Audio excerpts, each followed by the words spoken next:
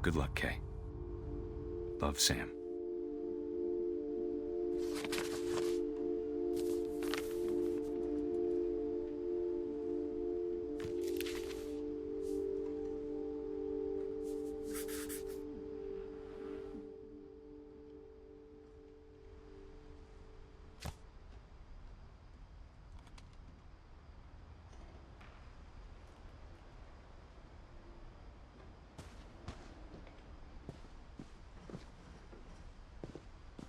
I can't imagine my mom ever writing poetry, and yet...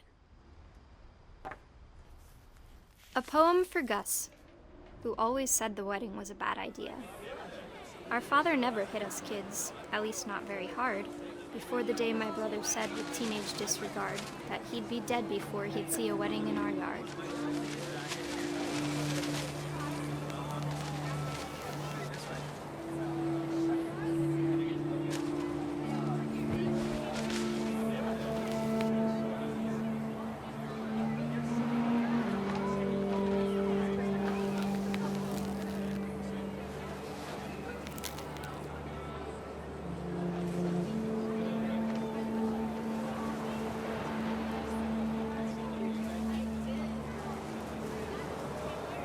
My father made him come, of course, but Gus stood far apart, just flew his kite and bottled up the storm inside his heart.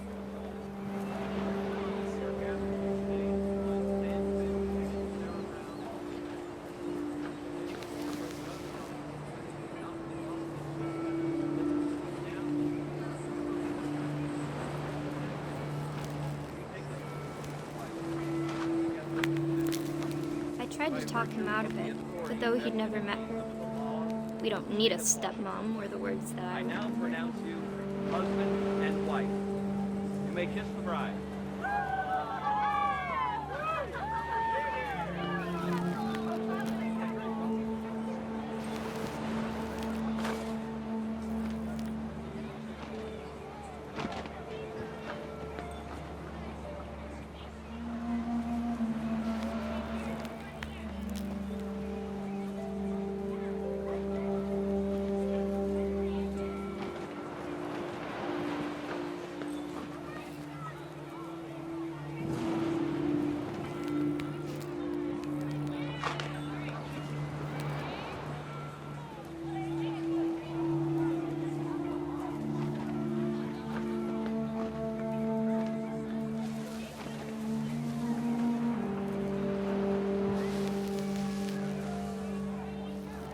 When the time for photos came, Dad ordered him to come here.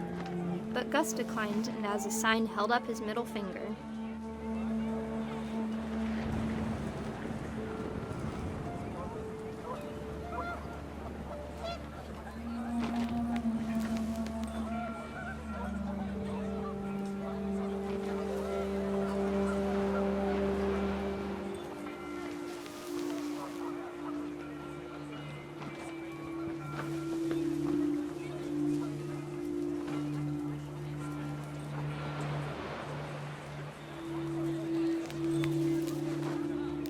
The wind picked up, and panicked geese appeared and quickly went.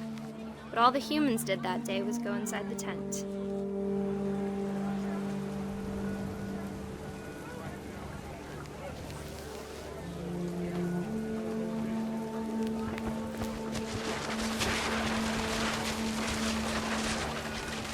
The rain came down in buckets then, but no one seemed afraid that nature might destroy the tent our dad had crudely made.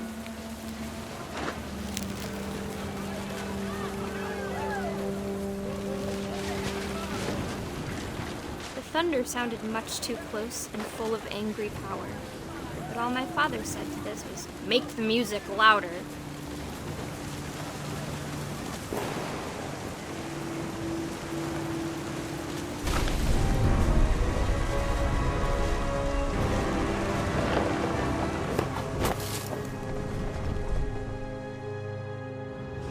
I wish that I could truly say I thought about you on that day. Out there on the beach alone, just you, the wind, the sea, and foam. But I didn't, until we found you.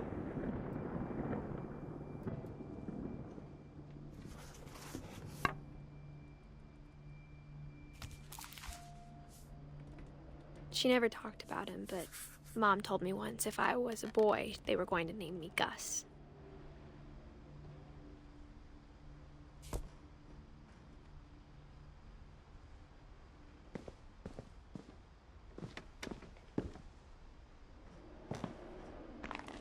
My mom moved up to the loft after her brothers died. At the time, it was as far away as she could get.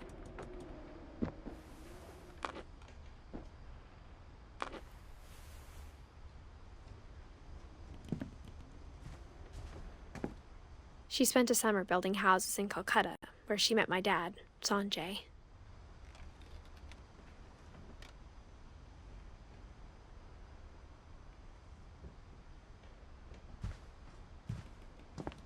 Religion was another thing my mom never talked about, but I think it helped her a lot after her dad died.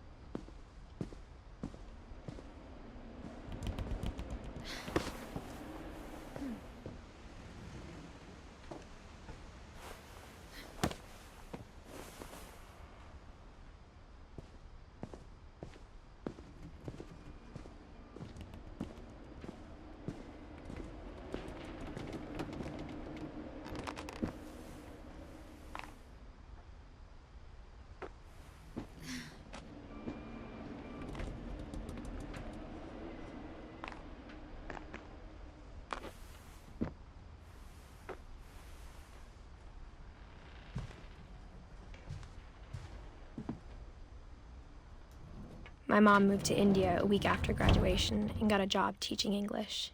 Louis was born a year later.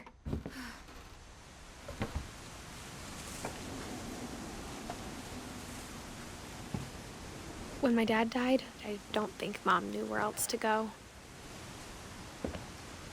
I'm sure Edie was happy to have her back. The house had to get a little bigger, but Edie was used to that. And for a while, things were good, almost normal, but it didn't last.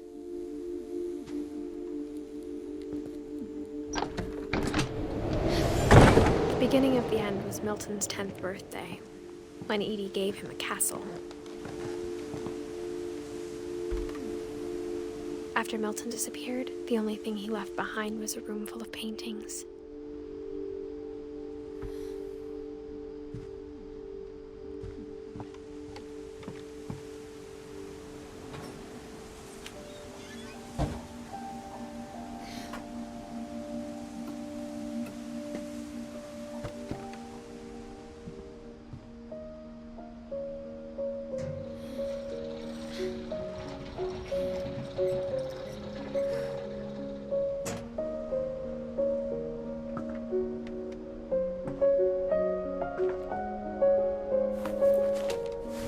Milton Finch in The Magic Paintbrush.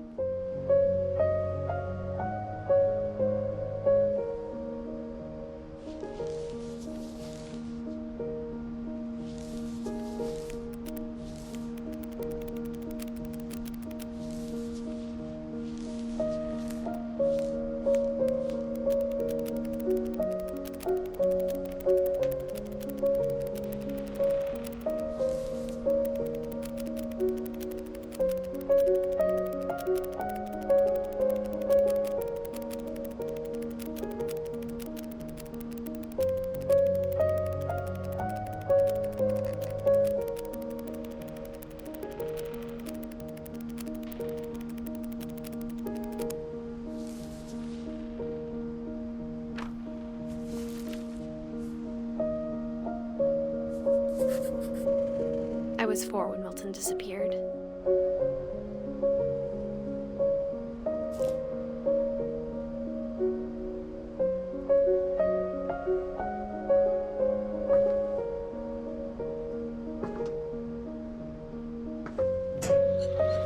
Mom spent months searching for my brother. Then she sealed the doors.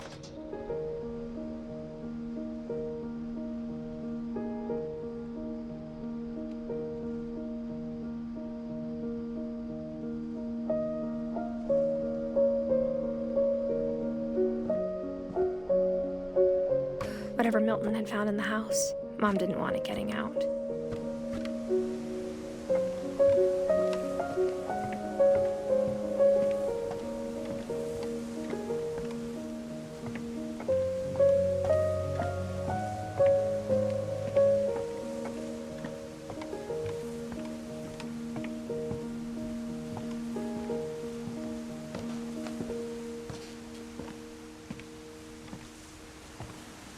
Mom definitely blamed Edie, but I think Lewis blamed himself. After he graduated, he just spent more and more time in his room, until Mom got him a job at the cannery.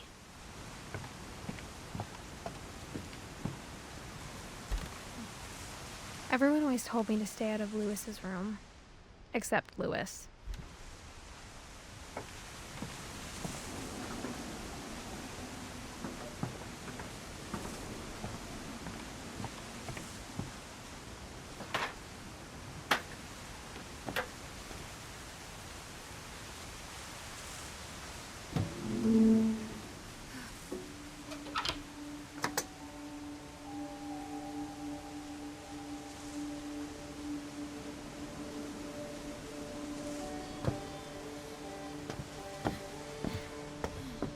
Lewis's room smelled very, very familiar. That part of him lived on.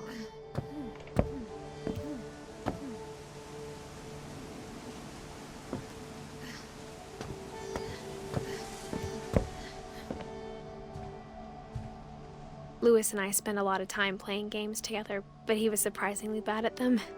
He died a lot.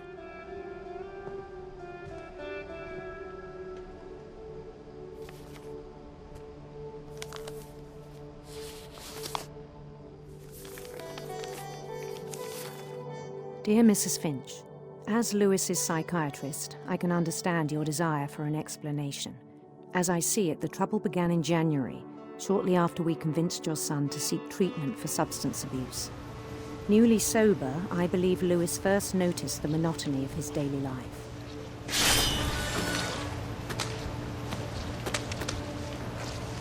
He kept working at the cannery, but he withdrew part of himself. In our sessions, I saw the same behavior. His mind began to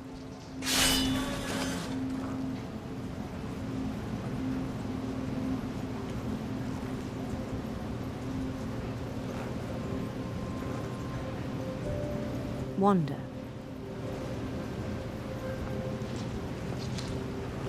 I asked him to describe it.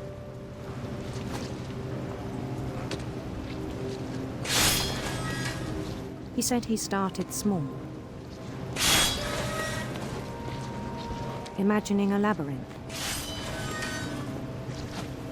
He'd feel his way about. Then something moved.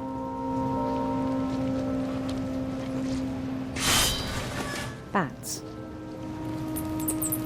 and toads.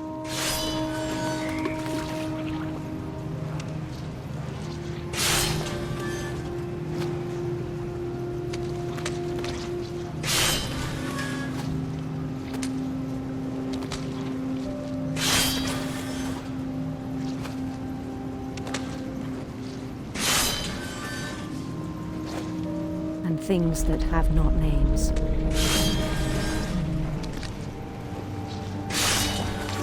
He knew it was all in his head.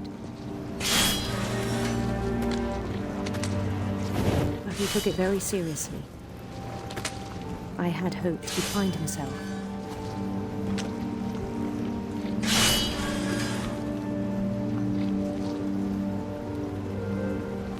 But he found something more. I worried about him then. Daydreaming at the cannery.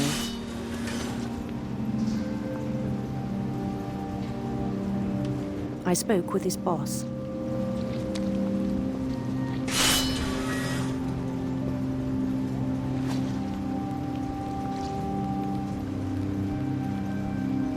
But he said Lewis had become a model employee. Methodical, tireless, focused. like a whole new Lewis. So I let him go on.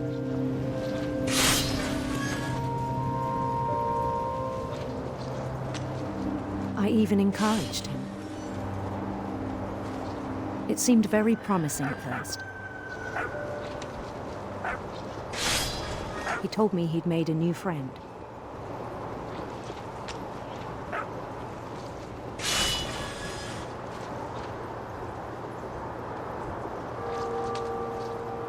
On the edge of a city he named Lewis Topia. He built the city up slowly, brick by brick.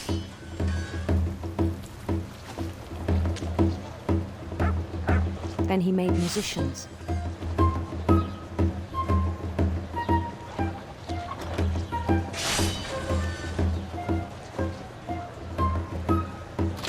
And songs for them to play.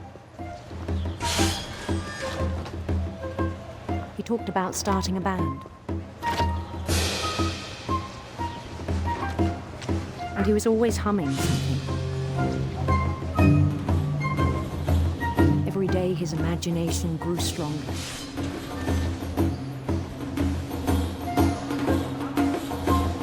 He no longer spoke at the cannery.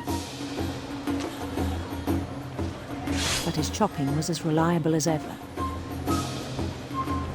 Then one day it struck him that all the cheering crowds, even the stones under his feet, were all in his imagination, so he could do whatever he wished.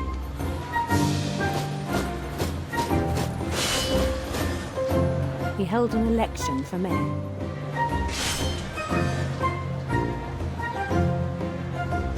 And he won.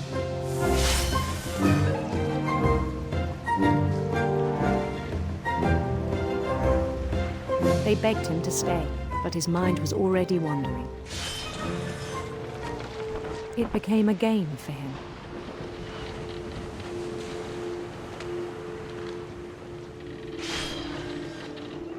He'd conquer a city, then immediately push on.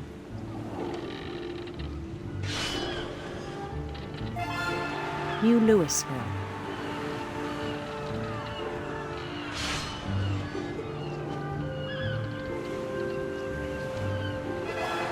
St. Louis.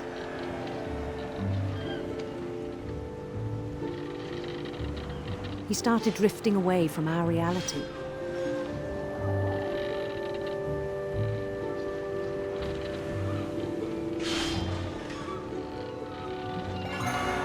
Minneapolis. Until one day he forgot to go home from the cannery. Even as his mother pleaded with him, part of Lewis kept sailing on.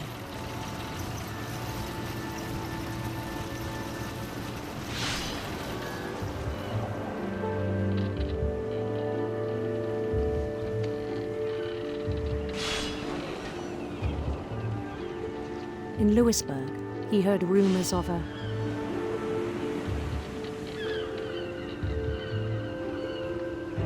beautiful prince, handsome queen.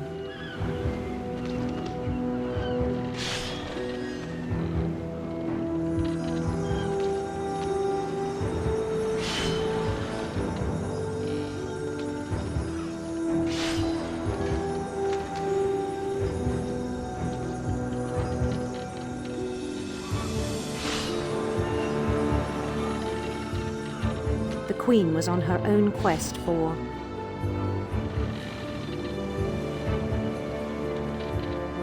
sinister serpents.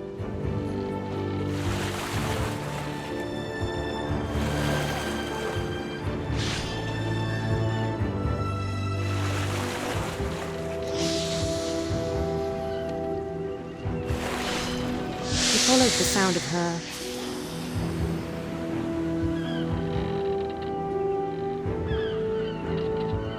silver harp.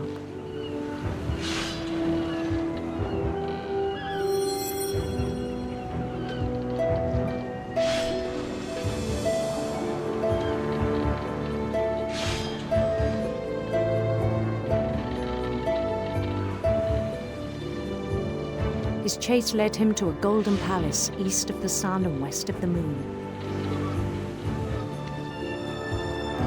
Even then, his logic remained sound.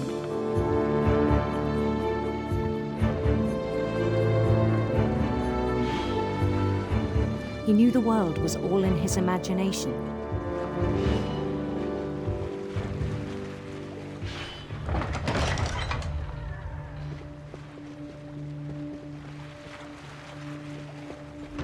But he was so proud of having created it.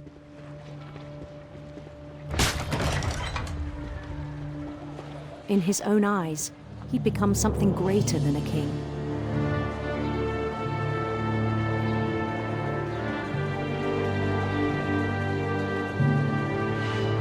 For someone who'd never known success in the real world, I think it was overwhelming. And then it struck him that the real Lewis was not the one chopping salmon, but the one climbing the steps of a golden palace.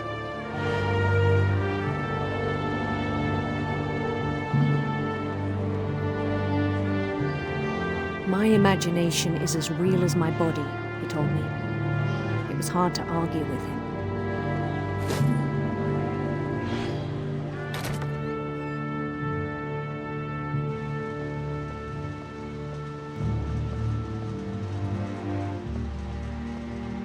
He began to forget the world we know.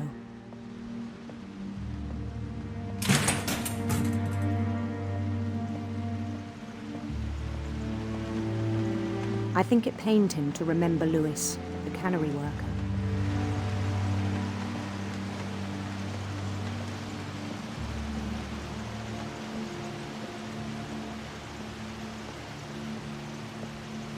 He began to despise the man with a royal contempt.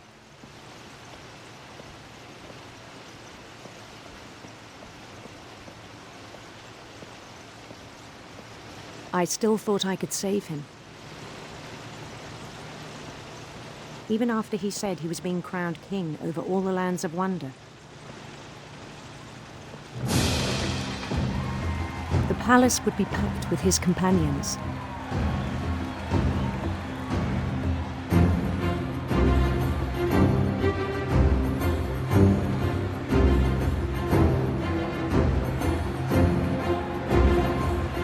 Including the wise Calico who'd insisted on advising him.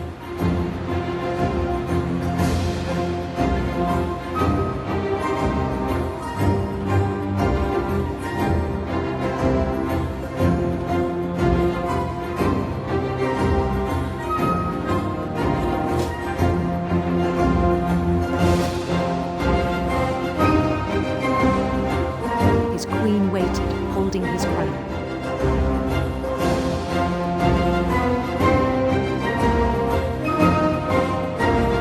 There was only one thing left to do.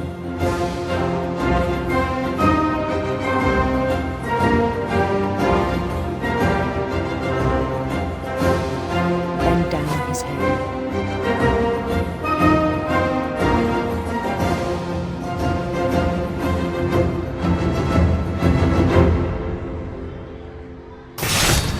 And the rest I think you know.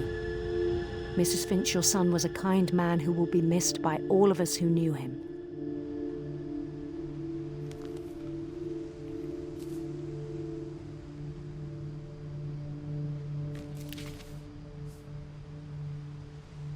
My brother was really cool.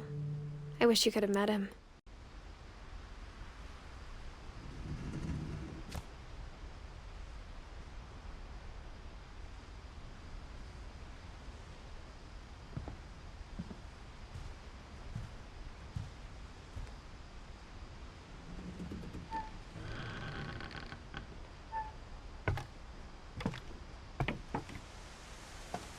On the way back from Lewis's funeral, my mom told me to start packing. She waited until the day before we left to tell Edie. I'm not sure if she wanted to make it easier or harder.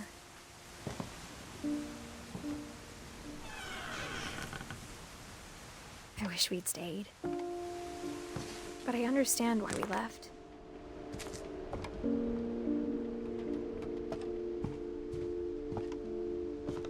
My mom ended up leaving everything behind. What happened that night had been coming for a long time. Maybe it should have come sooner.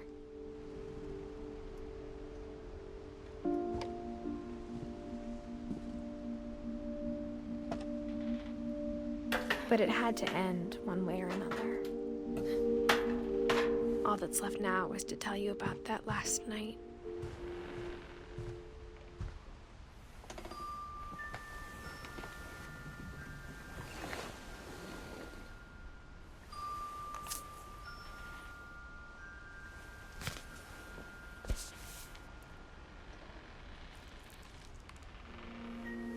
That whole last day, Edie just watched us pack and didn't say a word. Until supper, when she raised her glass and said, "To our final night together, and all our final nights apart." Grandma, you know what I said about alcohol. Some of your medications are very Edith, specific. I left a present for you in the hallway. Why don't you go open it? The grown-ups have to argue now. I'm sorry, you're right. We're all leaving tomorrow. Let's just enjoy our last... I'm not leaving. Edith, you're excused.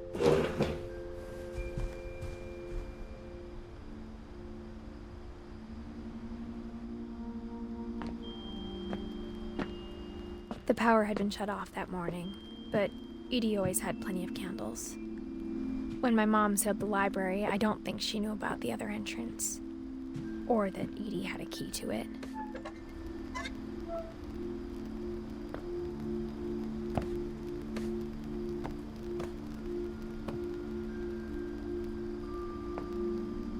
That thing you're afraid of isn't going to end when you leave the house. Edith has a right to know these stories. My children are dead because of your stories. I think it's best if Edith and I leave tonight. We'll have the nursing home send a van for you in the morning, okay? Dear Edith, there's so many stories I wish I could tell you, but there's only time for one. This is about what happened on the night you were born. That night, the tide went way, way out. It was the first and last time I ever saw the old house aground. There'd been an earthquake out in the middle of the ocean. They called it the lowest tide in 1,000 years. God, it smelled awful.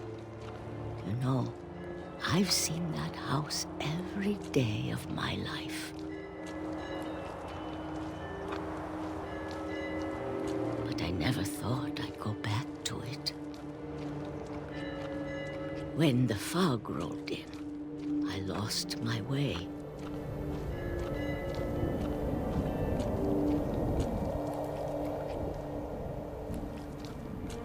I got turned around.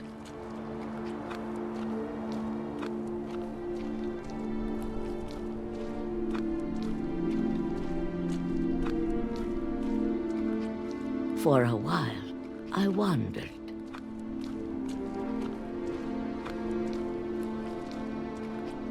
I started seeing things.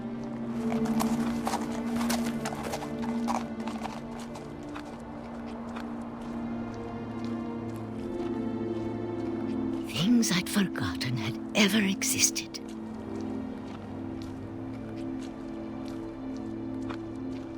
But when I saw them, they felt like old friends. That night, a lot of things came back to me. Or maybe I came back to them.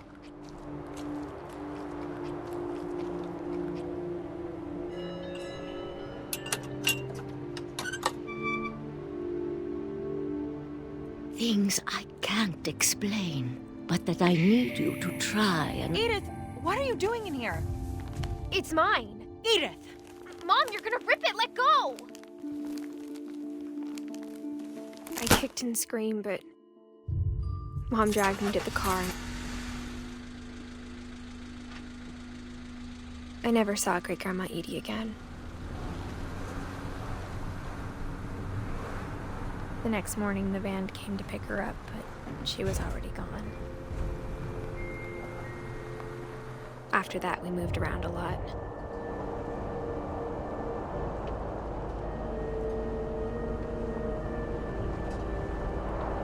We both tried to make the best of it.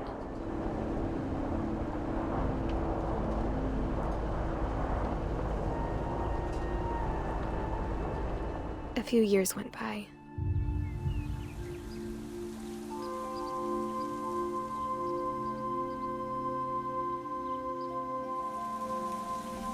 My mom didn't like to talk about it, but she started getting sick a lot.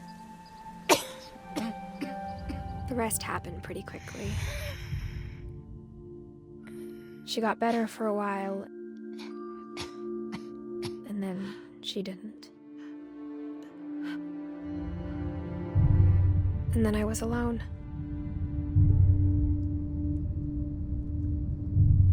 The last Finch left alive.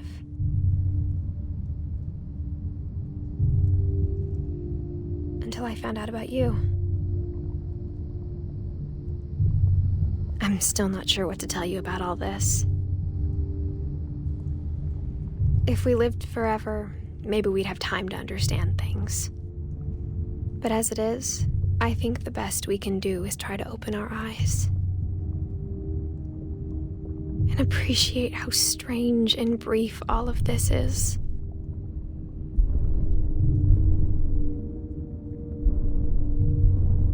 This journal was supposed to be for you. But now I hope you'll never see it. I just want to meet you and tell you all these stories myself. But I guess if you're reading this now, things didn't work out that way.